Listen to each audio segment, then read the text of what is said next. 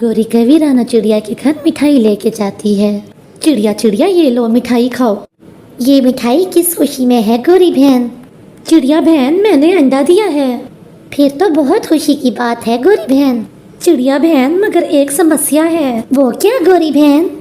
मेरा पति आज सुबह विदेश के जंगल चला गया है। अब मैं भोजन ढूंढ के लाऊंगी कि अंडे का ख्याल रखूंगी।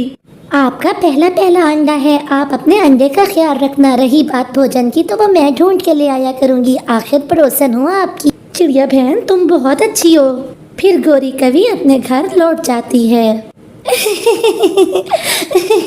कालू अब तुम 1 महीने के लिए अपने मामा जी के घर चले जाओ, मैंने अपने भोजन का बंदोबस्त कर लिया है।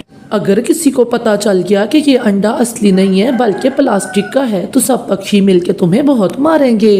तुम मेरी चिंता ना करो, मैं सब संभाल लूंगी। अब तुम चिड़िया से छुप के जाना क्योंकि मैंने उसे कहा है कि तुम विदेश गए हो।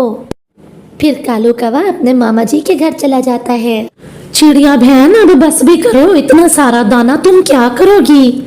मुझे गौरी के लिए भी दाना लेके जाना है क्योंकि उसने आज अंडा दिया है और मैंने उससे कहा है कि वो अपने अंडे की रक्षा करे। भोजन मैं उसे ला के दिया करूंगी।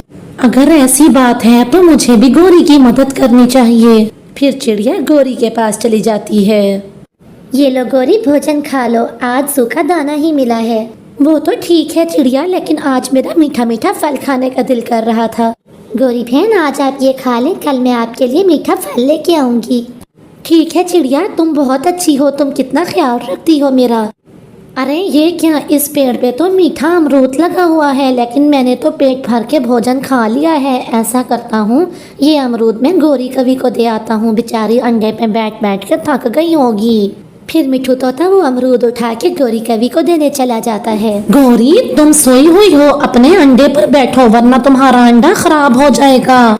ठीक है मिठू, ये बताओ कि इतना पका हुआ और मीठा अमरूद तुम मेरे लिए लेके आए हो? हाँ, ये अमरूद मैं तुम्हारे लिए लेके आया हूँ। मुझे चिड़िया ने बताया है कि तुमने अंडा दे रखा है।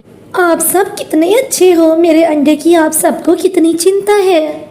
फिर मिठू तोता वहाँ से वापस आ जाता है। ऐसे ही दिन बीतते जाते हैं। गौरी कवि को रोज कोई ना कोई पक्षी भोजन देता है और रानो चिड़िया रोज गौरी कवि के लिए भोजन लेके जाती। एक दिन लूसी कबूतरी चिड़िया से पूछती है, चिड़िया बहन क्या गौरी के अंडे से बच्चा निकल आया? नहीं लूसी बहन, अगर उसके अंडे में से बच्चा निकला होता तो गौरी बहन यहाँ पर भोजन लेने खुद आ जाती। चिड़िया मुझे तो कुछ दाल में काला लग रहा है, इतने दिनों में तो कवि के अंडे से बच्चे निकल आते हैं। गौरी बहन ये लो भोजन खा लो। और हाँ मुझे याद आया, लूसी बहन बता रही थी कि इतने दिनों में तो कवों के अंडे में से बच्चे निकल जाते हैं, तो फिर तुम्हारा क्यों नहीं निकला? उसे क्या मालूम, वो तो कबूतरी है। कबूतरों के अंडों में से बच्चा जल्दी निकल आता है और हम कवों के अंडे में से इतना जल्दी नहीं निकलता। और फिर कुछ दिन और बीत जाते हैं, लेकिन गौरी कवि के अंडे में से बच्चा बाहर नहीं आता। अंडा में से बच्चा निकलता भी कैसे, वो अंडा तो प्लास्टिक का था। मैं कितनी तेज हूँ, इतने अरसे से मैंने सभी पक्षियों को बेवकूफ़ बना रखा है, सभी मुझे भोजन देते। ठीक है लूसी बहन, अब मैं गौरी के पास जाती हूँ, मुझे उसे भोजन देना है। आज मैं भी आप लोगों के साथ जाऊंगी, देखूं तो सही वो अंडा कैसा है जिसमें से अभी तक बच्चा बाहर नहीं आया। फिर वो सब गौरी के यहाँ आ जाते हैं। ये लो गौरी बहन दाना खा लो, और हाँ जब तुम्हारे अंडे में से बच्चा बाहर आए तो उसे जरूर बताना कि उसकी चिड़िया मौसी रोज उसे भोजन ला के दिया करती थी। और उसे ये भी कहना कि उसका मिठू मामा भी उसकी माँ के लिए रोज भोजन लाया करता था। आप सभी बहुत अच्छे हैं, आप लोगों ने इन दिनों में मेरा कितना ख्याल रखा है। अगर आप ना होते तो न जाने में क्या करती। गौरी बहन जरा अपना अंडा तो दिखाना, देखो तो सही अंडा स्वस्थ भी है कि नहीं। नहीं, मेरा अंडा बिल्कुल ठीक है, मैं ऐसे हाथ नहीं लगाने दूंगी। ऐसे हाथ लगाने से मेरा अंडा टूट भी सकता है। लेकिन लूसी आगे बढ़ती है और गौरी उसे धकेलती है। इस दौरान अंडा गिर जाता है, वो तो उछलने लगता है। प्लास्टिक का है ये अंडा। तुमने हमें बेवकूफ बना लिया गौरी की बच्ची, हम तुम्हें छोड़ेंगे नहीं। चिड़िया तो चिड़िया, इस बार तो मैं भी बेवकूफ बन गया। पीछे पीछे पीछे देखो, अपने पीछे देखो। जैसे ही वो पीछे देखते हैं गौरी कवि वहाँ से भाग जाती है और अब गौरी कवि आगे आगे और मिठू और चिड़िया उसके पीछे पीछे। वो उसे पूरा जंगल घुमाते हैं। इस तरह से गौरी को अपने किए की सजा मिल जाती है।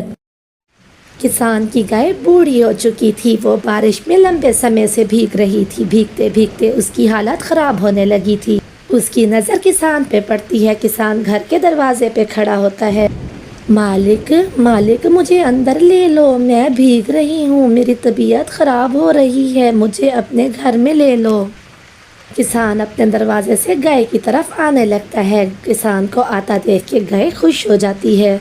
मेरा मालिक इतना भी बुरा नहीं है, देखो तो मुझे भीगता देख के किसान आ रहा है, वो मुझे घर में ले लेगा। तुझे पालना मेरे लिए अब एक बोझ ही है। तू तो अब दूध भी बहुत कम देती है, तेरा चारा और तेरा खर्चा ज़्यादा है और दूध कम है तेरा। ऐसा ना कहें मालिक, मैंने भी तो बहुत दूध दिया है आपको, अब मैं बूढ़ी हो गई हूँ। आप तो जानते हैं कि मैं बूढ़ी हो गई हूँ, अब मैं ज़्यादा दूध नहीं दे सकती मेरे मालिक। लेकिन मैं भी मजबूर हूँ, अब हर चीज़ महंगी आती है, चारा भी महंगा आता है, महंगाई का दौर है। अब मुझे तू वारे नहीं आती, कल सुबह तुझे मैं बेच दूँगा। इतना कह के किसान अपने घर में वापस लौट जाता है। मैंने अपने दूध से इस किसान के सारे बच्चे पाले हैं और अब देखो ये मुझे बेचने जा रहा है। नहीं नहीं, ऐसा नहीं हो सकता, ये मुझे किसाई को बेच देगा और फिर किसाई मुझे काट बेचेगा। मैं बिकने नहीं लगी, मैं जंगल जाऊंगी, बारिश रुकते ही मैं चली जाऊंगी। सुबह हो जाती है, बारिश भी रुक जाती है। गाय अपना रस्सा तोड़वा के भाग जाती है। वो बहुत दूर भागती है। भागते भागते वो घने जंगल में निकल जाती है।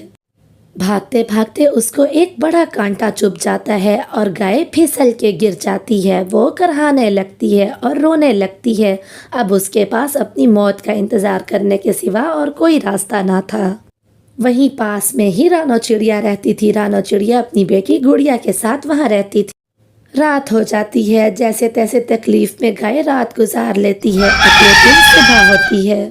मम्मा, मेरी सहेलियों के पास बहुत सा मेकअप है और बहुत से नए कपड़े भी हैं, मेरे पास तो कुछ भी नहीं है। बेटी, उनके बाबा जिंदा हैं, उनको हर तरह की चीज़ें ला के दे सकते हैं, लेकिन मैं कहाँ से पूरी करूँ ये चीज़ें। चलो अब भोजन के लिए चलते हैं। रानो चिड़िया और गुड़िया भोजन लाने के लिए जंगल उड़ जाती हैं। उन्हें गाय की आवाज़ आती है और फिर गाय दिखाई देती है। रानो चिड़िया तो बिना कुछ सोचे ही गाय के पास आ जाती है। मेरे पैर में कांटा लगा है, मेरा कांटा निकालो, मैं भूखी हूँ, मुझे चारा दो। प्यारी गाय, आप चिंता ना करें, मैं आपका कांटा अभी निकाल देती हूँ और फिर मैं आपको चारा भी ला दूंगी। फिर रानो चिड़िया उसका कांटा निकाल देती है। मेरा दर्द अब ख़त्म हो गया है। प्यारी गाय, आपका घर कहाँ है? आप कहाँ से आई हैं? आए, मैं आपको घर छोड़ देती हूँ। मेरा घर? मेरा तो कोई घर नहीं है, मैं किसान के घर रहती थी, लेकिन उसने मुझे बेचना चाहा, उसने मुझे किसाई से बेचना चाहा। मैं तुरंत ही वहाँ से निकल आई, मैं भाग गई। मम्मा, क्यों ना हम इस प्यारी सी गाय को अपने घर ले चलें, हम इसका ख्याल रखें। हाँ प्यारी गाय, आप हमारे साथ हमारे घर चलें, मैं आपको चारा दिया करूँगी, पानी भी ला के दिया करूँगी। मेरा घर यहीं पास में ही है, आप बहुत खुश रहेंगी मेरे घर, आप मेरे साथ चलें। फिर रानो चिड़िया गाय को अपने साथ लेके अपने घर आ जाती है। वो अपने घर के बाहर वाले पेड़ पे उसको बांध देती है। गाय को बांधने के बाद रानो चिड़िया और गुड़िया वहाँ से उसके लिए चारा और पानी ले आने के लिए चले जाते हैं। कुछ देर बाद ही रानो चिड़िया और गुड़िया ढेर सारा पानी और चारा लेके गाय के पास आ जाते हैं। वो गाय को चारा और पानी देते हैं। चिड़िया, आपने और आपकी बेटी ने मेरे लिए बहुत कुछ किया है, क्या आपके घर कोई बड़ा बर्तन है? वो ले आए, मैं भी आपको दूध दूंगी। फिर चिड़िया एक बाल्टी ले आती है और गाय तो बाल्टी भर के दूध देती है। चिड़िया गाय का दूध निकाल लेती है। दूध तो ज़्यादा था, चिड़िया बहुत खुश होती है। प्यारी गाय, आपने तो हमें बहुत सारा दूध दिया है, मैं ऐसा करूँगी, इस दूध को बेचा करूँगी, अब हमारी तमाम मुश्किलें दूर हो जाएंगी। चिड़िया, मुझे 2 किलो दूध तोल दो। जब से मेरे बेटे ने तुम्हारी गाय का दूध पिया है, वो तो कोई और दूध पीने को तैयार ही नहीं होता, बहुत मज़े का दूध है। हाँ कबूतर भैया, मैं पानी नहीं मिलाती, मेरी गाय का जो दूध खालिस दूध होता है मैं वही ही बेचती हूँ। चिड़िया रज रज के दूध भी पिए और आगे बेचे भी सही, पैसे भी कमाए, और मैं यहाँ पर बैठ के तमाशा देखती रहूँ। मैं तुम्हें बता रही हूँ कालू, मुझसे नहीं बर्दाश्त होता ये सब कुछ। तुम जाओ और उसका दूध निकाल के आओ। अरे ना गोरी, मुझे इस काम के लिए ना भेजना। उसकी गाय तो इतना जोर से टक्कर मारती है, अपने करीब किसी को आने ही नहीं देती चिड़िया के सिवा। तो फिर ध्यान से सुनो मेरी बात, मेरे पास एक आइडिया है। हम ऐसा करते हैं, बहुत सारा खाने का सामान लेके जाते हैं उस गाय के पास, और फिर जब वो खाना लगेगी तो हम पीछे से दूध निकाल लेंगे। हाँ, ये अच्छा आइडिया है। चलो फिर हम वक्त ज़ाय किए बिना ही अभी चलते हैं गाय के पास। फिर वो दोनों बहुत सा भोजन लेके गाय के पास आ जाते हैं। प्यारी गाय, हम ये सब कुछ आपके लिए लाए हैं, देखो तो फ्रूट और मिठाई। कवो, तुम तो बहुत अच्छे हो, तुम बहुत अच्छे कवे हो। फिर जैसे ही गाय वो सब कुछ खाने लगती है, गोरी कवि पिछले पहुंच जाती है और उसका दूध निकालने लगती है। गाय तो उन दोनों को जोर से टक्कर मारती है और वो दूर जा गिरते हैं। आए कालू, कालू मेरा पंख टूट गया और मेरी कमर भी। वहीं पे रानो और गुड़िया भी आ जाते हैं। गुड़िया की तो हंसी ही नहीं रुक रही थी। मेरी गाय का चोरी चोरी दूध निकालने वाले का यही अंजाम होगा। तो इस तरह से उन दोनों को उनके बुरे काम की सजा मिल जाती है। दूर किसी जंगल में एक कौवा अंगूर का ठेला लगाया करता था। वो वहाँ पर आवाज लगा लगा कर अंगूर बेचा करता था। जंगल के सभी पक्षी और उनके बच्चे उसके ठेले पे आके अंगूर खाया करते थे। कालू कौवे का बेटा पप्पू भी वहाँ पर अपने दोस्तों के साथ अंगूर खाता था, जबकि गरीब चिड़िया पारो का बेटा बैठ के चुप करके देखता रहता था। पप्पू को एक शरारत सूझती है। अरे कुकू, दूर बैठ के क्या देख रहे हो? आज तो अंगूर सभी को मुफ्त ही मिल रहे हैं और तुम भी तो खा के देखो ना। हम भी तो सभी अंगूर खा रहे हैं, तुम भी देखो और बताओ इसका स्वाद कैसा है। मुफ्त की बात सुन के कुकू दौड़ा चला आता है। अरे अरे अरे अरे, क्या कर रहे हो? तुम्हें तो बहुत जल्दी है खाने की। चलो जाओ, दूर हटो यहाँ पे। तुम जैसे गरीब पक्षियों को इधर खाने का कोई हक नहीं। यहाँ मेरे पापा मुफ्त में नहीं बेचते अंगूर। और पप्पू को अपने ऊपर इस तरह से जोर जोर से हंसता देख के कुकू बहुत शर्मिंदा होता है। वो जैसे तैसे खुद को संभाल के उड़ जाता है और वापस घर को लौट आता है। शाम हो जाती। मम्मा, वो सभी मुझे गरीब चिड़िया का गरीब बेटा कहते हैं। मुझे अंगूर भी खाने को नहीं देते, साथ के साथ मेरा मजाक भी बनाते हैं। वो सभी मिलके मेरा बहुत मजाक बनाते हैं, मुझे बहुत बुरा लगता है। कुकू बेटा, इसका मतलब आप फिर कालू के ठेले पे गए थे। आपसे कितनी बार कहा है कि अंगूर के ठेले के पास मत जाया करो, कब आपको समझ आएगी? आप उनके ठेले के पास चले जाते हो और वो आपका मजाक बनाते हैं। आपसे मैंने कई बार कहा है आप उनके ठेले के पास मत गया करो। मेरे पास अभी पैसे नहीं कि मैं आपको अंगूर दिलवा सकूं। आप क्यों नहीं समझते ये बात? लेकिन मम्मा, जंगल के सभी पक्षी वो अंगूर खाते हैं और सभी पक्षियों के बच्चे भी अंगूर खाते हैं। क्या इस जंगल में हम ही सिर्फ गरीब हैं? मुझे अंगूर खाने हैं तो बस खाने हैं, मैं अब और सहन नहीं कर सकता। अच्छा कुकू, मैं आपको अंगूर जरूर दिलवाऊंगी। इस महीने का मकान का किराया देने के बाद और राशन लेने के बाद जो पैसे बचेंगे उसमें से मैं अपने प्यारे कुकू को जरूर अंगूर लेके दूंगी। लेकिन अब बारिश बहुत तेज है और अब आप भी बहुत थके हुए हो, सो जाओ। चलो सो जाओ, शाबाश। नींद तो दोनों को ही नहीं आ रही थी। पारो को इस चिंता से कि अंगूर का भूत अब इसके सर पे बहुत सवार हो गया है, लेकिन उसके पास पैसे नहीं। और कुकू को इंतजार में कि कब महीने का एंड होगा और कब मेरे अंगूर आएंगे। सुबह हो जाती है, बारिश भी रुक जाती है। कुकू चुप करके जाके नदी के पास बैठ जाता है और कितनी देर तक वो खुद से बातें करता रहता है। अगर हम भी अमीर होते तो मैं भी कालू अंकल के ठेले पे जाके रोज अंगूर खाता। वो यही बातें मन ही मन में सोच रहा होता है कि एकदम से उसको आवाज आती है। प्यारे पक्षी, इधर आओ प्यारे पक्षी। अरे, ये आवाज कैसी है? मुझे तो लगता है कि ये यही नदी के पास ही पीछे वाले पेड़ से आ रही है। फिर कुकू थोड़ा दूर जाके देखता है तो एक पेड़ बोल रहा होता है। प्यारे पक्षी, मैं एक जादुई पेड़ हूँ। मैं सूखा हुआ तो हूँ, लेकिन मेरे अंदर शक्तियाँ बहुत ज्यादा हैं। बताओ तुम्हारी क्या चिंता है प्यारे पक्षी? उसकी ये बात सुनने के बाद कुकू तो उसको सारी की सारी बात ही बताने लगता है, जैसे वो तो कोई दोस्त ढूंढ रहा था जिसको वो अपने मन का हाल सुना सके। प्यारे पेड़ जी, बस यही बात ही है जो मुझे दिन रात सताती है। मेरे दोस्त मेरा बहुत मजाक बनाते हैं और मुझे अंगूर पसंद भी बहुत हैं। तुम बिल्कुल भी चिंतित मत हो, मैं तुम्हारे जैसे पक्षियों की मदद करता हूँ। ये सामने वाला पेड़ मैं तुम्हें देता हूँ, इस पर अंगूर लगा करेंगे। तुम उन्हें खाओ या बेचो, तुम्हारी मर्जी। तुम यहाँ कल आना। क्या सच में पेड़ जी? अगर ऐसा हो जाएगा तो मैं तो बहुत खुश हो जाऊंगा। अब मैं जाता हूँ और अपनी मम्मा को जाके बताता हूँ। फिर वो अपनी मम्मा को पूरी बात बताता है और दोनों सो जाते हैं। आज फिर दोनों को नींद नहीं आ रही थी। कुकू को इंतजार में और पारो को उसकी चिंता में कि इसे क्या हो गया है। अब तो ओल फुल बातें करने लगा है। सुबह होते ही कुकू की जिद पर पारो चिड़िया भी उड़ के उसके साथ नदी के पास आ जाती है और जैसे ही वो आके उस पेड़ की दिशा में जाते हैं तो वो क्या देखते हैं कि पेड़ पे तो अंगूर ही अंगूर लगे हैं। कुकू की तो खुशी से चीख ही निकल जाती है। मम्मा मम्मा ये देखिए, मैंने कहा था ना कि मुझे पेड़ जी ने बिल्कुल ठीक कहा है। ये देखिए मम्मा, इतने सारे अंगूर लगे हैं और कितनी तरह के अंगूर हैं। ऐसे अंगूर तो कालू जी के ठेले पर भी नहीं है। हाँ मेरे प्यारे बेटे, तुम सच कह रहे थे। वाकई ऊपर वाले उनकी मदद करते हैं जिनका कोई नहीं होता और जो मन के सच्चे होते हैं। ये तो इतने ही बढ़िया अंगूर हैं कि जितने मैंने पूरी मार्केट में नहीं देखे। अब हम इनमें से कुछ अंगूर तोड़ते हैं और घर जाके उन्हें आराम से बैठ के खाते हैं। फिर वो ऐसा ही करते हैं। वो हर तरह के अंगूरों में से एक एक गुच्छा तोड़ लेते हैं और उसको उठा के अपने घर ले जाते हैं। आज तो वो माँ बेटा बहुत खुश थे। अगले दिन कुकू अपने दोस्तों को भी वहाँ ले आता है और उनको अपने अंगूरों का पेड़ दिखाता है। ये देखो पप्पू और चीलू, देखो तो मेरे पास अंगूरों का पेड़ है। ये पेड़ मेरा है, इस पर अंगूर लगते रहेंगे और मैं खाता रहूंगा। अरे पप्पू, इस तरह के अंगूर तो कालू मामा की भी दुकान पर नहीं है। ये तो बहुत बढ़िया अंगूर हैं। हमें माफ कर दो, हमने तुम्हारा मजाक बनाया। पप्पू मुझे भी माफ कर दो, मुझे तुम्हारे साथ इस तरह से मजाक नहीं करना चाहिए था, लेकिन मुझे माफ कर दो। ये तो बहुत बढ़िया अंगूर हैं, क्या तुम हमें भी खाने दोगे ये अंगूर?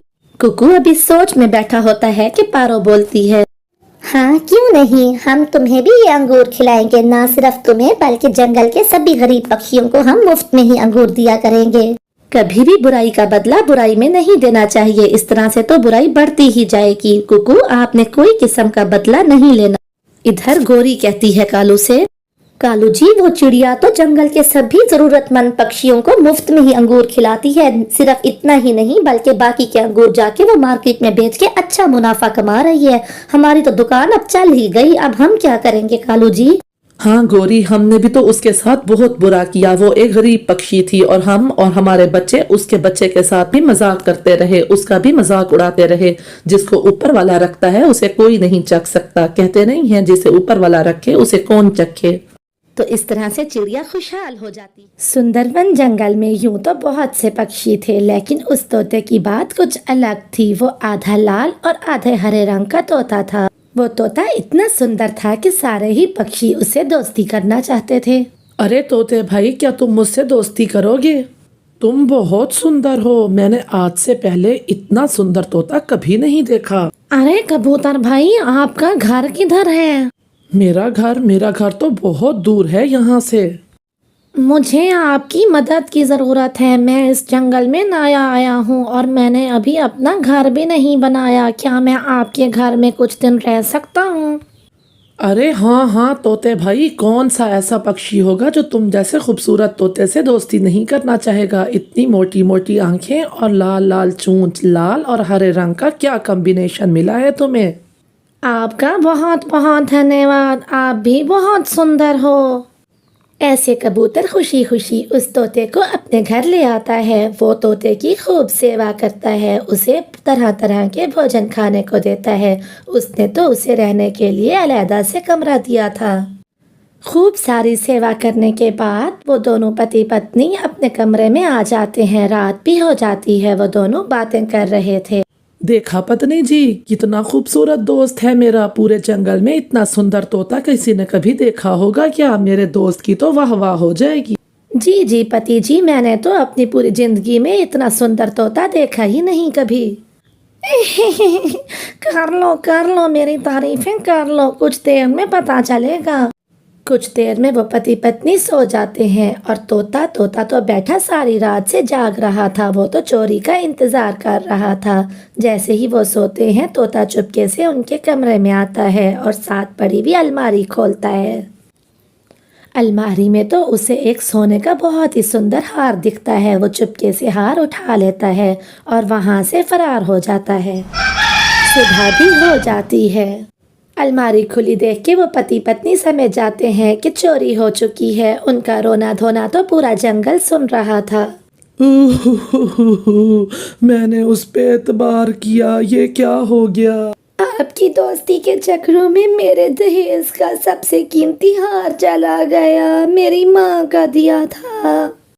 इधर तोता तो चोरी करने के बाद रात ही रात दूसरे जंगल में फरार हो जाता है। वो दूसरे जंगल में बैठा होता है कि वहाँ से एक चिड़िया गुजर रही होती है। तोता बैठा उस चिड़िया को आवाज़ लगाता है, अरे अरे चिड़िया बहन, इधर आओ। बात ये है चिड़िया बहन, मैं इस जंगल में नया हूँ, मुझे आपकी मदद की ज़रूरत है। मेरा अपना कोई घर नहीं है, क्या आप मुझे अपने घर में रख लोगी? देखिए तोते भैया, आप बहुत सुंदर तोते हैं, मैं मदद करूंगी आपका घर बनाने में। अगर आप नए आए हैं तो क्या हुआ, मैम और आप मिलके अच्छा सा घर बनाएंगे। अरे नहीं नहीं, मुझे कोई किस्म का घर नहीं बनाना अपना, मुझे बस आप अपने घर में रहने दीजिए। अरे तोता भैया, मैं किसी अजनबी को अपने घर में नहीं रख सकती, लेकिन मैं आपकी मदद ज़रूर कर सकती हूँ घर बनाने में। तोता रानो चिड़िया को आंखें निकाल के देखता है और वहाँ से उड़ता हुआ चला जाता है। अरे ये तोता इस जंगल में रहना भी चाहता है, लेकिन फिर अपना घर भी नहीं बनाता। कहीं ये चोर तो नहीं? नहीं नहीं, मैं भी क्या सोचने लग जाती हूँ, ऐसा नहीं हो सकता। गोरी कवि तोते के पास आके बैठती है। वाह वाह वाह, क्या सुंदरता दी है ऊपर वाले ने तुम्हें। एक हमारे जंगल का तोता है मोटी चोंच वाला, एक आंख निभाता मुझे, और एक तुम हो, कितने सुंदर हो। मुझे आपकी मदद चाहिए, मैं इस जंगल में नया आया हूँ, क्या आप मुझे अपने घर में रख लेंगी? वैसे आप भी बहुत सुंदर हो, इतनी प्यारी काली कवि मैंने आज से पहले कभी नहीं देखी, आप दोस्ती करोगी मुझसे? गोरी कवि ने तो पहली बार अपनी इस तरह से तारीफ सुनी थी, वो तो तुरंत ही उसे अपने घर ले आती है। अरे खाओ खाओ तोते भाई, खाओ, पेट भर के खाओ, इतना सुंदर तोते से हमारी दोस्ती हुई है, खाओ। वो दोनों पति पत्नी तोते को बहुत सा भोजन देते हैं, लेकिन तोता वहाँ पर भी चोरी करता है। जैसे ही वो सो जाते हैं तो तोता चोरी करके भागने की कोशिश करता है। वहीं घर के बाहर रानो चिड़िया बैठी होती है। गोरी की पड़ोसन रानो को रात को नींद नहीं आ रही थी। जब वो देखती है कि तोते के पंख में हार होता है सोने का, तो वो तुरंत ही समझ जाती है कि तोता चोरी करके भाग रहा है। रानो चिड़िया शोर मचाती है, चोर चोर चोर, तोता चोर है, तोता चोर है। चिड़िया का शोर सुन के सारा जंगल इकट्ठा हो जाता है। गोरी कवि और कालू कौवा तो बहुत गुस्से में थे, लेकिन चिड़िया पुलिस को बुलवाती है। पुलिस भी आ जाती है। थोड़ी सी मार पड़ने पे तोता सब बता देता है। तोता तो सिर्फ हरे रंग का तोता था, लाल तो उसने रंग किया हुआ था। उसको जेल हो जाती है और वो जेल में ही रहता है।